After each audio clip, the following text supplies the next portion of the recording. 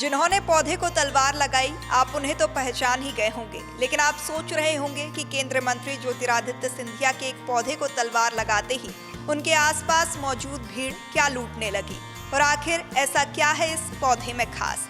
तो ये खास मौका था दशहरे पर्व पर शमी पूजन का।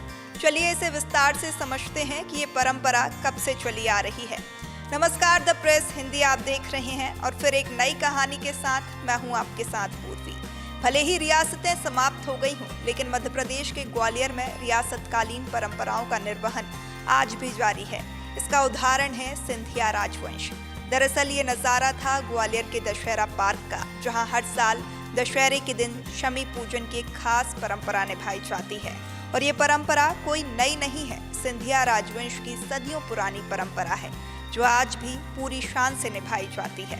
सिंधिया राजवंश की 8वीं पीढ़ी का नेतृत्व करने वाले ज्योतिरादित्य सिंधिया परंपरागत वेशभूषा में शमी पूजन स्थल पर पहुंचे। लोगों से मिलने के बाद उन्होंने शमी वृक्ष की पूजा की। जैसे ही उन्होंने म्यान से तलवार निकालकर शमी वृक्ष पर प्रहार किया, काफी संख्या में मौजूद लोग पत्तियां लूटने के लिए टूट पड़े। बच्चों से लेकर बुजुर्ग तक सब एक एक पत्ती समेटने में लग गए। किसी ने अपने जेब में रखी, किसी ने अपने पर्स में। लोग इन पत्तियों को सोने के प्रतीक के रूप में महाराज को परंपरा के अनुसार भेंट करते हैं और अपने साथ भी ले जाते हैं। सिंधिया परिवार की दशहरे पर शमी पूजन की परंपरा सदियों पुरानी है। उस समय महाराजा अपने लाभ लश्कर और सरदारों के साथ महल से निकलते थे। सवारी गोरखी पहुंचती थी, जहां देव दर्शन के बाद शस्त्रों की भी पूजा होती थी। यह सिलसिला दोपहर तक चलता था। लेकिन इस परंपरा के पीछे की मान्यता क्या है और ऐसा करने से क्या होता है?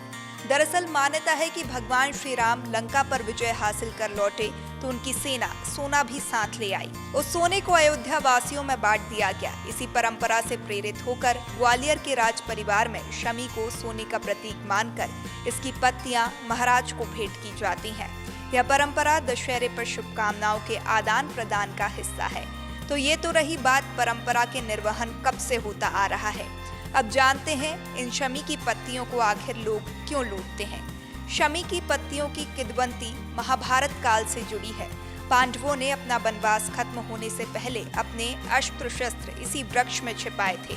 जब वे लौटे तो सबसे पहले शमी के पेड़ के पास गए और वहीं पूजा की। उस समय उनके पास कोई उपहार नहीं था, तो उन्होंने शमी की पत्तियां ही एक दूसरे को दी। तभी से ये परंपरा चल पड़ी। शमी की पत्तियों को सोना मानकर शुभ माना जाने लगा। लोग आज भी मानते हैं कि शमी की पत्तियों को अपने गहनों या खजानों के पास रखने से धन संपत्ति बनी रहती है। तो जब सिंधिया ने शमी पूजन किया और पेड़ पर तलवार चलाई तो लोगों को लगा कि जैसे सोना बरस रहा हो। हर कोई एक एक पत्ती पाने को बेचैन था। बाद में सिंधिया महल लौटे। यहाँ पर पारंपरिक दरबार सजाया गया और उन्होंने सभी को दशहरे की शुभकामनाएं दी। कहते हैं रियासतें भले ही इतिहास हो गई हों, लेकिन कुछ परंपराएं आज भी दिलों में जिंदा हैं और ग्वालियर का शमी पूजन इसकी एक शानदार मिसाल है। ऐसी स्पेशल स्टोरीज के लिए द प्रेस हिंदी को जरूर सब्सक्राइब करें।